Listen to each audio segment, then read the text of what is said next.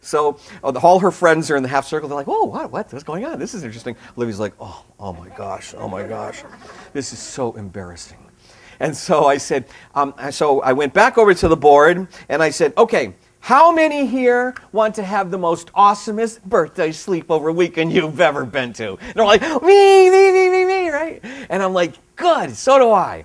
And I said, well, I think that in order for us to have the most awesomest birthday sleepover weekend, we got to have a set of rules that we can all follow. I don't even know where to begin on this. I don't know where to begin on the rules. Do you think I know where to begin? Of course I do. But if we play a game with the kids in our care and we can transfer the power to them, things change. Your whole world changes. And I said, who can think of a rule we should have for this weekend? Every hand went up in the air, except Olivia, of course.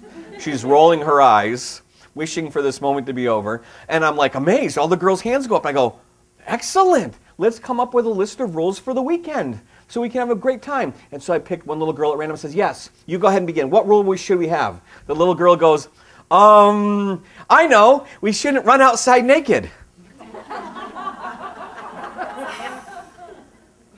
And I'm thinking to myself, I wasn't planning on that one. So I recovered quickly and I go, that's a great, I'm really glad I asked this question now. So, rule 1, no running outside naked. And I was afraid to go on. But I knew I had to, so I said, okay, how many else can think of a rule? All the hands go up, you know?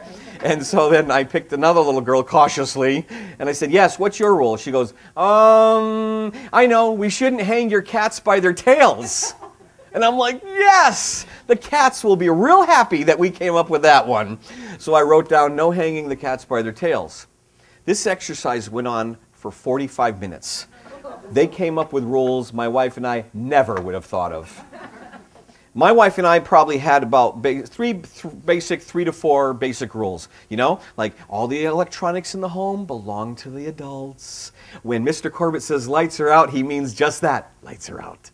Mrs. Corbett's rule was, that food is to be eaten in the kitchen. And, by the way, you'll eat when fed. And there'll be healthy snacks on the side. But the food does not leave the living room eating area. You know, those kinds of rules. They came up with stuff that was amazing. And so then, after all the rules were out, nobody could think of anything else, we had them all sign it.